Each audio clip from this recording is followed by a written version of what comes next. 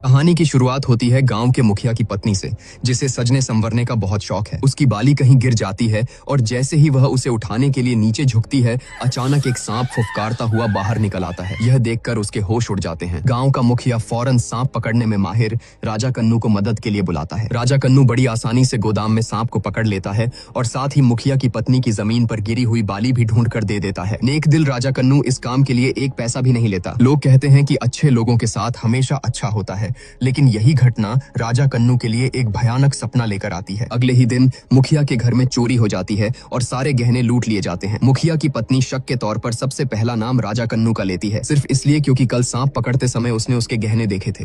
Police की एक टोली फौरन राजा कन्नू को गिरफ्तार करने उसके घर पहुंच जाती है। इत्तेफाक से उस वक्त राजा कन्नू काम के सिलसिले में शहर से बाहर एक ईंट भट्ठे पर मजदूरी कर रहा होता है। पुलिस को लगता है कि वह जुर्म कबूल करने के डर से भाग गया है। वे जबरदस्ती राजा कन्नू की पत्नी सेंगानी और उसके भाई को पकड़कर पुलिस स्टेशन ले आते हैं। उस समाज में पिछड़े आदिवासी समुदाय के लोगों के लिए कोई मानवाधिकार नहीं होता। पुलिस बेरहमी से उन पर राजा कन्नू का पता पूछने के लिए अत्याचार करती है। यहाँ तक कि यह जानने के बाद भी कि सेंगानी गर्भवती है, वे जरा भी रहम नहीं दिखाते। दूसरी ओर ईंट भट्ठे पर मेहनत कर रहा राजा कन्नू इन सब से पूरी तरह अनजान था। जब पुलिस उसे पकड़ने के लिए भट्ठे पर पहुंचती है तो वह वहां से कुछ ही देर पहले निकल चुका होता है। इससे पुलिस का शक और भी गहरा हो जाता है कि चोर वही है। राजा कन्नू अपनी मजदूरी के पैसों से अपनी बेटी के लिए एक तोहफा खरीदता है। जब वह खुशी खुशी घर की ओर जा रहा था, तभी अचानक दो लोगों ने उसे दीवार से सटाकर दबा दिया। जब पुलिस वहां पहुंचती है तो वह बिना कुछ कहे पहले उसे पीटती है। राजा कन्नू, जो पूरी तरह से हैरान और बेखबर था, उसे पीटते हुए पुलिस स्टेशन ले जाया जाता है। उसके पहुंचने के बाद ही उसकी पत्नी को रिहा किया जाता है। उनसे चोरी का जुर्म कबूल करवाने के लिए पुलिस उन्हें उल्टा लटका देती है और बेरहमी से मारती पीटती है। इतना ही नहीं, उनके जख्मों पर मिर्च तक मल दी जाती है। अगले दिन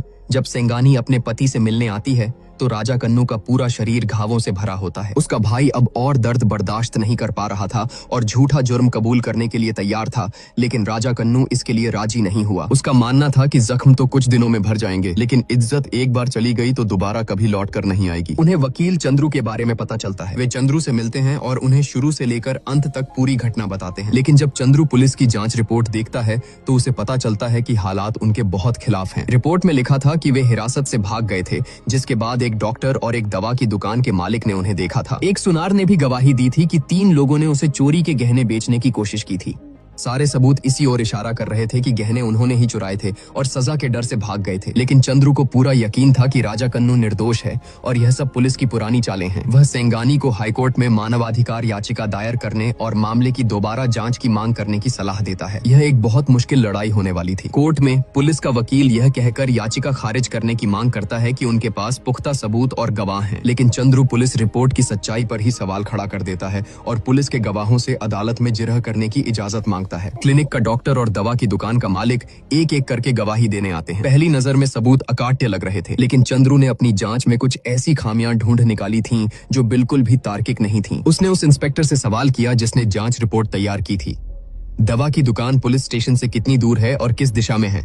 मामले की इन बारीक जानकारियों के बारे में पूछे जाने पर इंस्पेक्टर एक भी सवाल का जवाब नहीं दे पाया। यह साफ था कि पुलिस ने बिना कोई जांच किए ही रिपोर्ट तैयार कर दी थी। चंद्रू अदालत को बताता है कि उसने खुद उन जगहों की जांच की थी। क्लिनिक पुलिस स्टेशन के पूर्व में था और दवा की दुकान पश्चिम में। अगर वे भगोड़े होते तो अलग अलग दिशाओं में क्यों भागते? इसके बाद चंद्रू जांच रिकॉर्ड की 2 फोटोकॉपी पेश करता है और साबित करता है कि 2 अलग अलग लोगों के बयान एक ही व्यक्ति की लिखावट में लिखे गए थे। इस सबूत के साथ उसने यह साबित कर दिया कि पुलिस की जांच रिपोर्ट पूरी तरह से मनगढ़ंत और जाली थी, जिससे पुलिस के सारे दावे एक झटके में खारिज हो गए। जब इंस्पेक्टर को लगा कि अब झूठ छिपाया नहीं जा सकता तो उसने रिपोर्ट में जालसाजी करने की बात स्वीकार कर ली। दूसरे गवाहों ने भी मान लिया कि उन्होंने पुलिस के दबाव में आकर झूठी गवाही दी थी। पुलिस का बुना हुआ झूठ का जाल सबके सामने तार तार हो गया और अदालत में उनकी बहुत बेइज्जती हुई। अब इस मामले की जांच और भी ऊंचे पद के पुलिस अधिकारियों तक पहुंचने वाली थी। यह देखकर पुलिस ने एक और घिनौनी चाल चली। सेंगानी पर केस वापस लेने का दबाव बनाने के लिए उन्होंने दिन दहाड़े उसकी बेटी को अगवा कर लिया। जैसे ही सेंगानी उसे बचाने के लिए आगे बढ़ी, एक बस ने उसका रास्ता रोक लिया। जब सेंगानी पुलिस स्टेशन पहुंची तो इस मामले से जुड़े 3 पुलिसकर्मियों ने उसे धमकाने और फुसलाने की कोशिश की। उन्होंने सेंगानी को पैसे का लालच देकर केस वापस लेने को कहा, लेकिन सेंगानी ने एक भी पैसा लेने से इनकार कर दिया। उसे सिर्फ अपना पति वापस चाहिए था। यह सुनकर इंचार्ज गुस्से से आग बबूला हो गया और बोला कि जब तक वह समझौते के कागज पर दस्तखत नहीं करेगी उसे जाने नहीं दिया जाएगा। तभी उसे अपने बड़े अफसर का फोन आया, जिसने उसे फौरन सेंगानी को छोड़ने और पुलिस की गाड़ी में घर वापस भेजने का आदेश दिया। दरअसल बेटी के अगवा होने के तुरंत बाद सेंगानी ने यह बात वकील चंद्रू को बता दी थी। चंद्रू ने अदालत के जरिए पुलिस पर दबाव बनाया, जिसके कारण इंचार्ज को मजबूरन उन्हें छोड़ना पड़ा। लेकिन सेंगानी ने पुलिस की गाड़ी में बैठने से साफ इनकार कर दिया। वह उन्हें किसी भी हाल में यह उम्मीद नहीं देना चाहती थी कि वह केस वापस लेगी।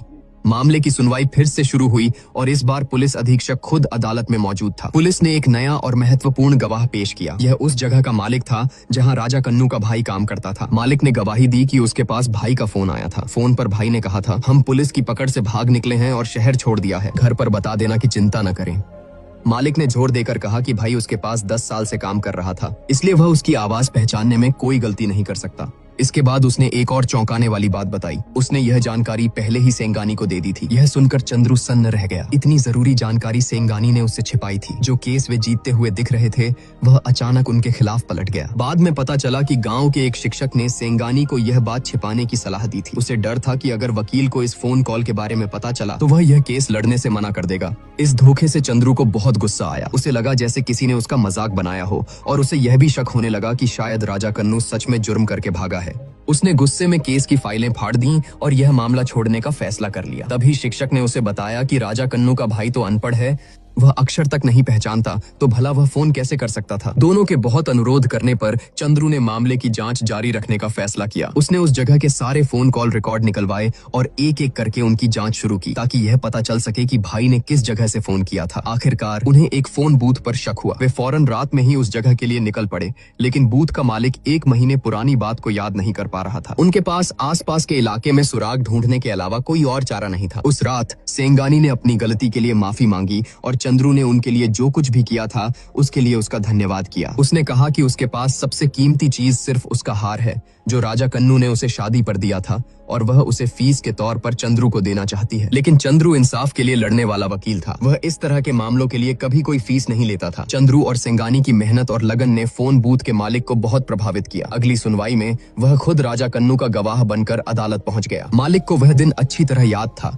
क्योंकि जिस फोन बूथ में सिर्फ एक आदमी के खड़े होने की जगह थी उसमें 3 लोग घुस गए थे। उसने अदालत में उन तीनों को पहचान भी लिया। ये वही 3 पुलिस वाले थे जो राजा कन्नू से पूछताछ कर रहे थे। इस आरोप का सामना करने पर पुलिस इंचार्ज ने सच कबूल कर लिया। उसने बताया कि उन पर बड़े अफसरों का भारी दबाव था, लेकिन वे असली मुजरिम को ढूंढ नहीं पा रहे थे, इसलिए उन्हें मजबूरन राजा कन्नू का भाई बनकर फोन करना पड़ा। पुलिस का एक और झूठ और एक और घोटाला सबके सामने आ चुका था। जज ने चंद्रू की याचिका स्वीकार कर ली और इस मामले की फिर से जांच करने के लिए दूसरे इलाके के एक बड़े पुलिस अफसर को नियुक्त किया। शुरू में उस बड़े अफसर ने भी चंद्रू को यह केस छोड़ने की सलाह दी, लेकिन जब चंद्रू उसे गांव लेकर गया और वहां के लोगों की हालत दिखाई तो उसका मन बदल गया। उस गांव के ज्यादातर लोग पुलिस के झूठे मुकदमों और बर्बरता का शिकार हो चुके थे। उन्हें ऐसे जुर्म कबूल करने के लिए पीटा जाता था जो उन्होंने कभी किए ही नहीं थे। यहाँ तक कि बच्चों को भी नहीं बख्शा जाता था। पिछड़ी जाति का होने के कारण उनकी फरियाद सुनने वाला कोई नहीं था। यह मंजर देखकर वह बड़ा अफसर अंदर तक हिल गया। उसने चंद्रू के साथ मिलकर इस मामले की तह तक जांच करने का फैसला किया। सबसे पहले वे राजा कन्नू के घर गए, फिर पुलिस स्टेशन जाकर एक एक से पूछताछ की। यह साफ था कि राजा कन्नू के खिलाफ चोरी का एक भी सबूत नहीं था, लेकिन सबसे बड़ी पहेली यह थी कि राजा कन्नू और बाकी दोनों लोग पूरी तरह गायब हो चुके थे। उनका कोई नामो निशान नहीं था। उन्हें शक हुआ कि शायद उन्हें किसी दूसरी पुलिस ने पकड़कर किसी और जेल में डाल दिया है। एक तरफ सेंगानी को अलग अलग जेलों में उन्हें ढूंढने के लिए भेजा गया और दूसरी तरफ वे पुलिस के रिकॉर्ड खंगालने लगे, लेकिन राजा कन्नू का कोई अता पता नहीं चला। आखिरकार एक सीमा पर बने पुलिस स्टेशन में उन्हें एक सुराग मिला। कुछ समय पहले वहाँ एक सड़क दुर्घटना हुई थी जिसमें एक व्यक्ति की मौत हो गई थी। जब तस्वीर से पहचान की गई तो पता चला कि मरने वाला राजा कन्नू ही था। यह खबर सुनकर सेंगानी पूरी तरह टूट गई। इतने संघर्ष और इंतजार के बाद उसे जो मिला वह एक लाश थी। यह सब देखकर वकील चंद्रू का न्याय के लिए लड़ने का संकल्प और भी मजबूत हो गया। अंत में इस मामले में शामिल तीनों पुलिसकर्मियों ने अपने बड़े अफसर के सामने सच उगल दिया। उन्होंने कबूल किया कि वे केस को जल्द से जल्द बंद करने के लिए राजा कन्नू पर अत्याचार कर रहे थे, लेकिन राजा कन्नू किसी भी हाल में झूठा जुर्म कबूल करने को तैयार नहीं था। गुस्से में आकर उन्होंने उसे पीट पीट कर मार डाला। अपना जुर्म छिपाने के लिए उन्होंने राजा कन्नू की लाश को एक गाड़ी में डाला और उसके दोनों भाइयों को भी साथ ले गए, ताकि यह कहानी बना सकें कि तीनों जेल से भाग गए हैं। फिर उन्होंने डॉक्टर और दवा की दुकान के मालिक को रिश्वत देकर झूठी गवाही दिलवाई। इसके बाद उन्होंने राजा कन्नू की लाश को सड़क के किनारे फेंककर उसे एक सड़क हादसे का रूप दे दिया, लेकिन पुलिस अधीक्षक ने अपनी साख बचाने के लिए उन तीनों का साथ दिया। उसने अदालत में यही कहानी दोहराई कि राजा कन्नू भागने के दौरान एक सड़क हादसे में मारा गया और बाकी 2 लोग डर के मारे अब तक भागे हुए हैं। उसने अदालत से जांच की अर्जी खारिज करने की मांग की, लेकिन चंद्रू ने एक बार फिर पुलिस के झूठ का पर्दाफाश कर दिया। पुलिस ने कहा था कि राजा कन्नू रात 9:50 पर भागा और उन्होंने 10 बजे के करीब अपने बड़े अफसर को फोन पर सूचना दी, लेकिन चंद्रू की जांच में पता चला कि उस रात सिर्फ एक ही कॉल 9:10 पर की गई थी।